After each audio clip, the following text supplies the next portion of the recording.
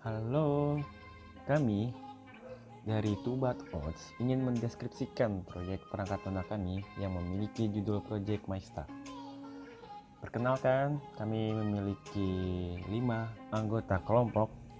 Yang pertama yaitu Dennis Natail yang menjabat sebagai Project Manager dan merangkap sebagai front end, dan Raras Pranita yang bekerja sebagai technical writer dan merangkap sebagai tester. Dan juga ada Fabiola Agatha yang bekerja sebagai UI UX designer dan merangkap sebagai front end. Dan ada juga Bagus Pangestu menjabat sebagai back end dan database administrator. Dan ada juga Ishak Fikri Taufik yang bekerja sebagai back end dan quality assurance. Oke, untuk proyek ini kami memiliki permasalahan klien, yaitu perusahaan koperasi pekerja kekar di Pelabuhan Panjang di bidang jasa pertokoan. Sistem pencatatan barang masih menggunakan Excel, yang mana sering terjadi penduplikasian data. Dan solusinya saat ini, kami memberikan sebuah proyek aplikasi yang bernama MyStaff, yang merupakan sebuah perangkat lunak yang berfungsi untuk mencatat data barang dan menyimpan data barang dari suppliers, mencatat data barang yang keluar dari gudang ke rak toko, dan juga mencatat stok barang yang tersedia di gudang, serta mencatat pencarian barang dan menambah produk baru. Kami sepakat menggunakan platform desktop yang dimana menggunakan sistem operasi Windows. Alasan kita memilih desktop karena menurut kami desktop adalah pilihan yang tepat. Software yang kami gunakan ini ialah software inventory barang. Kenapa tidak web? Karena kita membutuhkan kecepatan dan kerahasiaan data. Kami berpikir untuk software yang mampu mengatasi inventaris barang yang tepat adalah platform desktop. Dan untuk bahasa pemrograman kami menggunakan Java. Dan kenapa kita memilih bahasa pemrograman Java? Karena kita memanfaatkan ilmu dari mata kuliah kami pada saat semester 4 yang bernama PBO, atau yang kita sebut pemrograman berorientasi objek, yang mana kita menggunakan bahasa Java.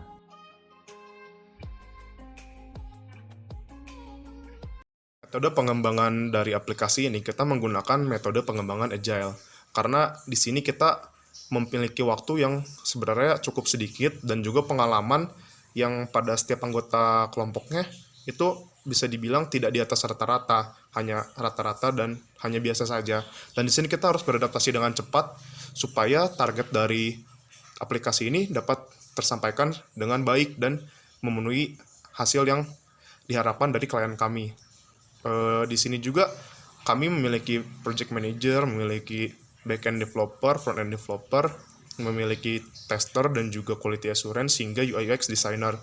Jadi kami pada setiap orangnya ada yang bertanggung jawab pada setiap tugasnya, dan saat ini kami sedang berada pada tahap implementasi yang jika nanti sudah selesai kami akan melakukan testing, baru kita akan melakukan dokumentasi dan juga kita akan melakukan deployment.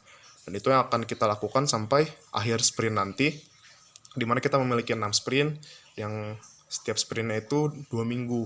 Dan pada sprint terakhir itu 1 minggu, di situ kita akan melakukan testing, dokumentasi, dan deployment-nya. Nama saya Fabiola Agatha, role saya sebagai UI UX dan front end. Di bagian UI UX saya mengerjakan bagian low fidelity prototyping, dan di front end saya mengerjakan bagian login. Untuk kendala di UI UX tidak ada, dan untuk di front end susahnya mengatur layout, jadi ketika diperbesar layout akan berubah. Solusi untuk sekarang yaitu mencari referensi dari Google dan YouTube. Solusi dari 3 permasalahan yang ada di Project MyStaff ini: pertama, kami mencoba untuk terus berhubungan dengan klien melalui jejaring sosial agar lebih mudah dan cepat untuk ditanggapnya. Lalu yang kedua, kami mencoba untuk menghubungi klien terlebih dahulu agar dapat ditentukan waktunya. Dan yang ketiga, karena adanya virus corona ini, kami sepakat untuk berdiskusi online agar dapat menyelesaikan proyek ini tepat pada waktunya. Pertama adalah dokumen SKPL, lalu project chapter, dan Yang terakhir adalah WBS dan Gantt chart. Di mana di sini adalah dokumen yang mengatur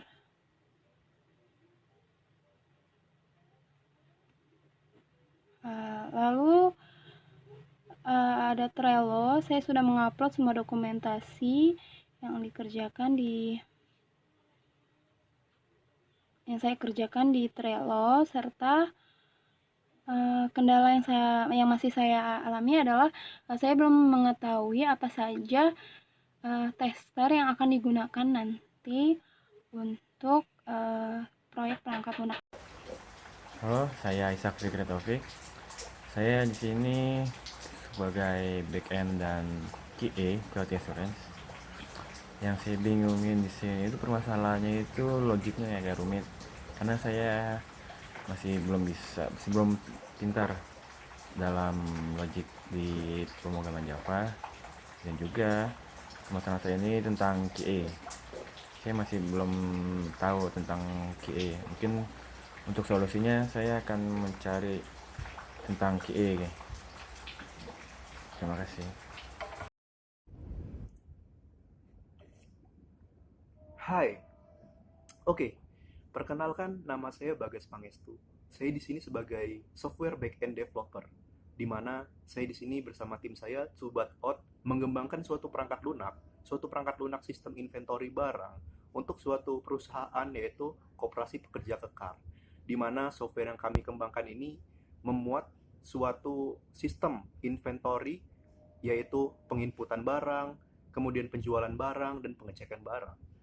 Kemudian juga, software yang baik itu ialah software yang mampu, selain UI-nya memiliki UI yang baik, dia juga mampu memproses suatu pemrosesan yang cepat gitu, agar user dapat betah menggunakan software yang kita buat. Apalagi software yang kami kembangkan ini ialah software inventory barang, di mana dibutuhkan kecepatan dalam proses transaksi ataupun penginputan barang. Oke, saat ini Anda sedang menyaksikan dari backend developer, core of software. Oke.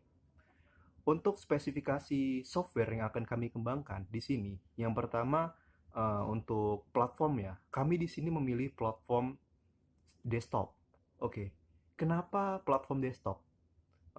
Menurut kami platform desktop itu ialah platform yang tepat, dikarenakan software yang kami kembangkan ini ialah software inventory barang, di mana kalau misalkan web, sebenarnya kalau web ini tidak terlalu efektif, karena kan yang menggunakan ini ialah admin gitu. Admin ini butuh kecepatan dan kerahasiaan data gitu loh. Kemudian kalaupun kami mengembangkannya dalam bentuk mobile, itu kurang efektif, dikarenakan dia penginputan barang gitu. Ada penginputan barang. Jadi di sini kami berpikir untuk software yang mampu mengatasi inventaris barang ialah software dengan platform desktop. Oke. Kemudian yang kedua ialah bahasa pemrograman, di mana saat semester 4 kita telah memasuki mata kuliah PBO ataupun OOP. Nah, di mana OOP itu ialah pada proyek akhirnya menggunakan Java ataupun desktop gitu dalam implementasinya. Dari hal tersebut, kami menyimpulkan bahwasannya kami dapat menggunakan bahasa pemrograman Java yang akan kami implementasikan dalam software desktop. Oke. Jadi dalam pengembangan software yang kami buat ini, kami di sini menggunakan bahasa pemrograman Java, dan kami menggunakan IDE NetBeans. Oke. Kemudian untuk permasalahan yang sedang kami hadapi, untuk permasalahannya sendiri, permasalahan secara umum itu kesulitan dalam menghubungi stakeholder ataupun klien. Jadi kami ini terbatas dalam dapat menghubungi klien, dikarenakan klien tersebut juga sedang sibuk kerja ataupun kurang bisa diajak berkomunikasi melalui daring. Untuk ke sananya sendiri membutuhkan akses yang lumayan jauh di Panjang, karena sekitar 1 jam juga ke sana. Untuk apa namanya? Untuk menghubungi klien, kami di sini hanya bisa sekitar sekali dalam seminggu. Jadi sangat terbatas tentunya.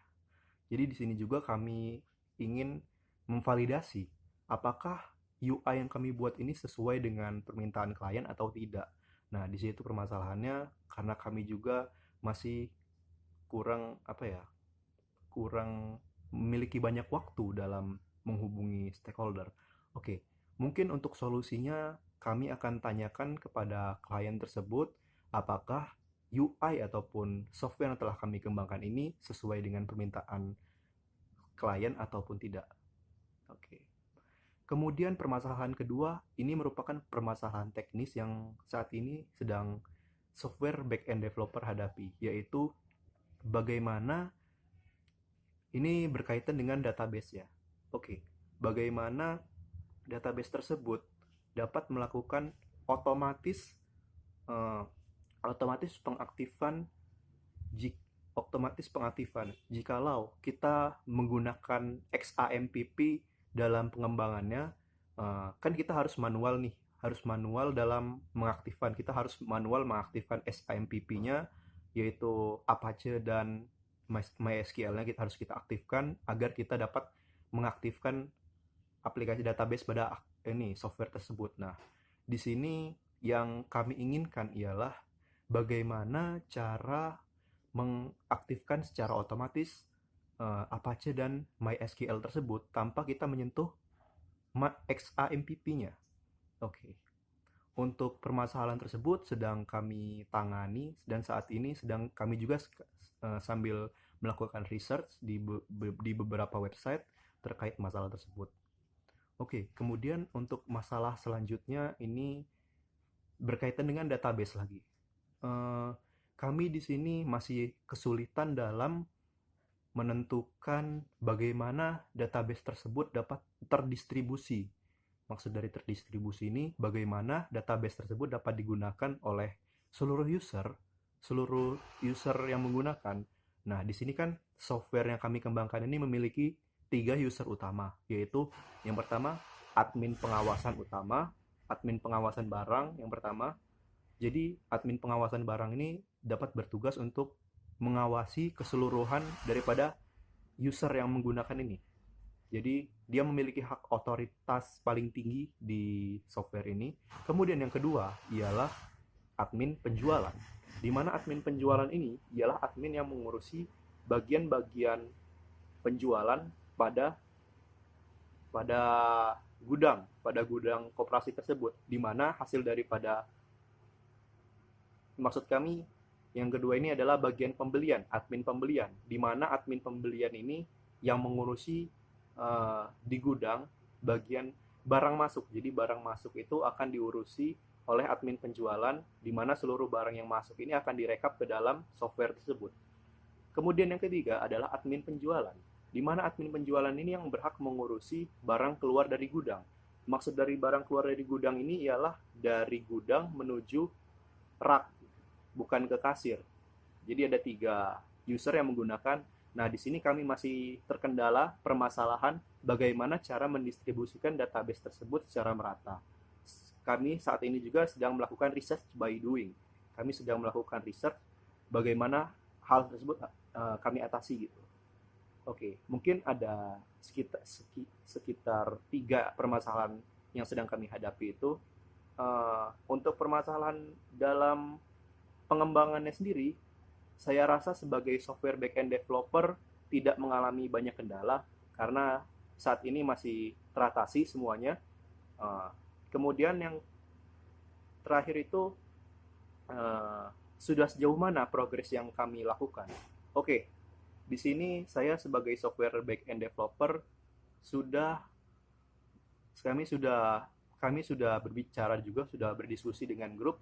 Kami di sini sudah menyelesaikan sekitar 3 sprint pada pengembangan perangkat lunak kami. Di mana sprint pertama itu ialah pembuatan login, UI login, serta logika-logika yang butuh di dalamnya, login, pendaftaran, verifikasi, kemudian hal-hal yang berkaitan dalam login dan pendaftaran. Kemudian yang kedua ialah menu UI ketiga admin. Yang kedua ini, sprint kedua ini memuat daripada login. Yang kedua ini memuat daripada bagaimana cara agar ketika kita login ataupun mendaftar, ketika yang kita daftarkan itu ialah admin penjualan, maka dia akan masuk ke dalam UI admin penjualan. Ataupun kalau misalkan yang login itu ialah admin pengawasan, dia akan masuk ke dalam admin pengawasan.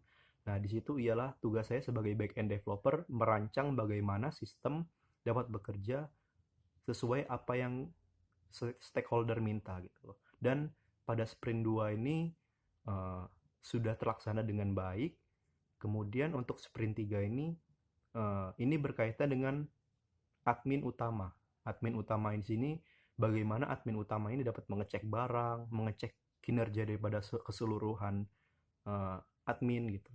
Kemudian dapat mengecek, dapat memverifikasi admin yang sudah bekerja, apa saja yang sudah dikerjakan admin penjualan dan admin pembelian. Di situ admin utama dapat melihat dan memverifikasi pekerjaan mereka. Nah, di situ tugas saya sebagai back-end software developer untuk merancang sistem yang dapat melihat kinerja daripada keseluruhan admin tersebut. Oke. Saat ini kami sedang melaksanakan sekitar 50% daripada sprint 3. Insya Allah untuk 1 hari atau 2 hari ke depan kami sudah menyelesaikan sprint 3. Oke.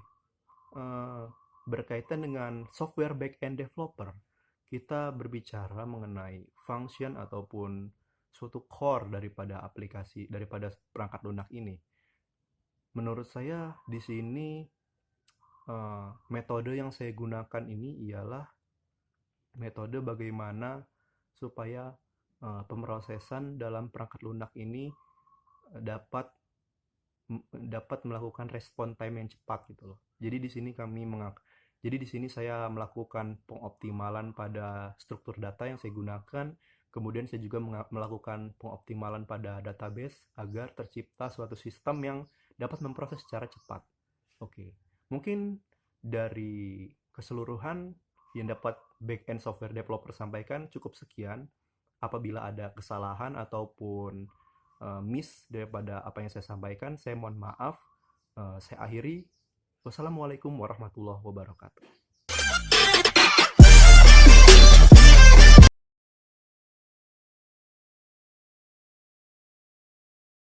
Baiklah, saya akan mendemokan project kami, yaitu My Staff. Di sini ada menu login. Kami ada 3 admin, yaitu admin utama atau pengawasan, yang kedua admin pembelian, dan yang ketiga admin penjualan. Saya akan menginputkan dari admin yang ketiga, yaitu admin penjualan dengan ID seperti berikut. Lalu password,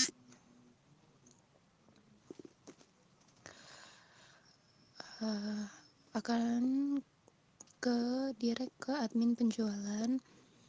Ini menunya. Lalu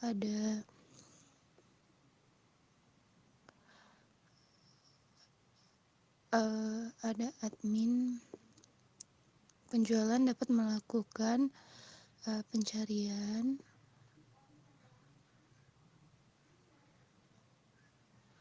lalu dapat melihat stok dari terendah dan tertinggi.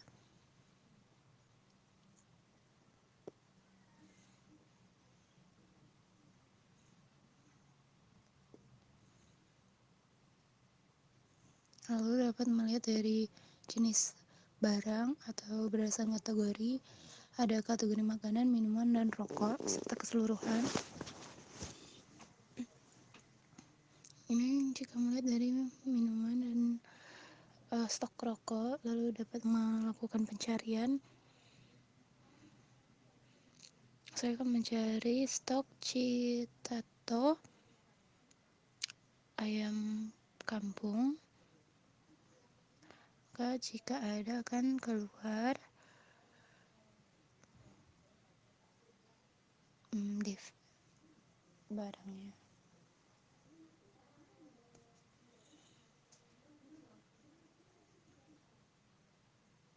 Lalu di admin penjualan dapat melakukan mengurangi stok barang, di mana stok barang ini ketika dari gudang lalu keluar barang ke toko yang tadinya stoknya 50, di sini Fanta Orange menjadi keluar 10, menjadi admin akan menginputkan 40 sehingga berhasil mengurangi stok. Terdapat harga dan juga harga rata-rata serta jenis barang.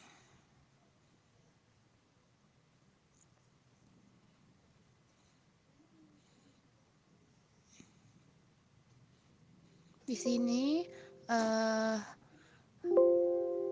harga rata-rata tidak dapat diubah di admin penjualan, hanya admin pengawasan yang dapat merubahnya.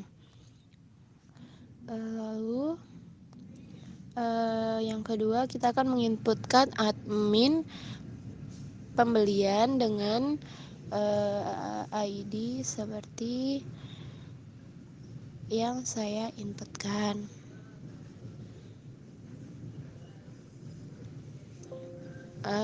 ADPB 01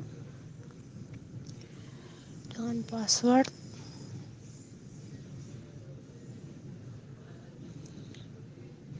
ADPB 222. Lalu melakukan login dan ke direct ke menu admin pembelian. Sama seperti halnya di admin penjualan, admin pembelian dapat melihat dari stok terendah dan stok tertinggi, lalu ada melihat kategori dan juga pencarian. Selanjutnya bedanya admin pembelian akan mendapatkan barang dari supplier, di mana di sini akan memasukkan stok yang tadinya Citato 0 menjadi dari supplier menjadi 100 dan terupdate menjadi 100. Itu yang akan bisa dilakukan oleh admin pembelian.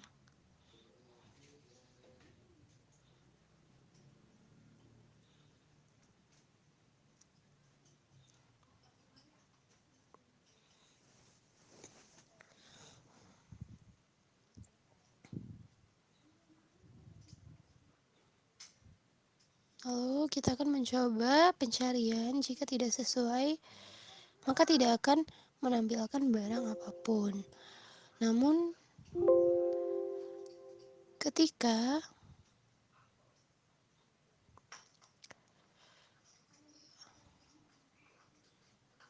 tidak sesuai,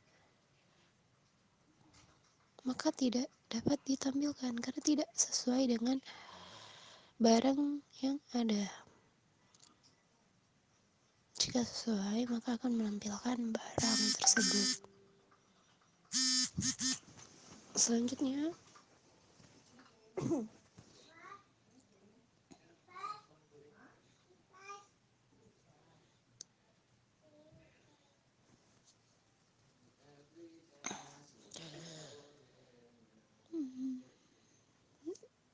kita akan mencoba lagi menambah stok barang, lalu berhasil menambah stok barang.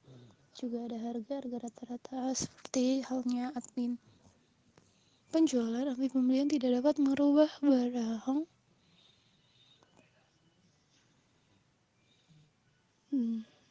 dengan persetujuan admin pengawasan, maka akan dapat ubah.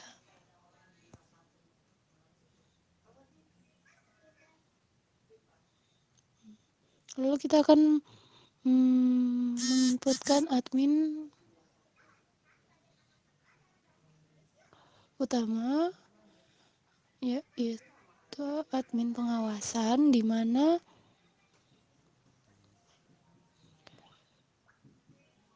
terdapat 3 menu, yaitu menu tambah barang, cek barang, dan penjualan.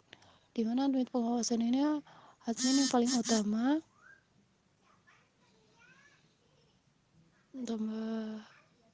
Di sini kami baru menyelesaikan fitur tambah barang.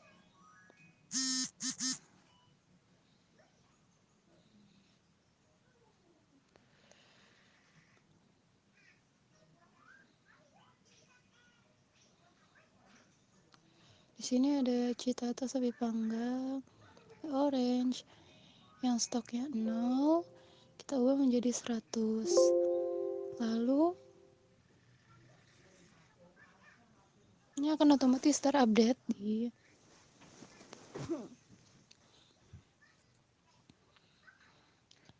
admin pembelian dan penjualan. Lalu kita akan search, yaitu gudang garam, tidak ada. Lalu citata ayam kampung yang tadi diubah dari admin pembelian akan terubah di admin pengawasan dan pembelian keseluruhan.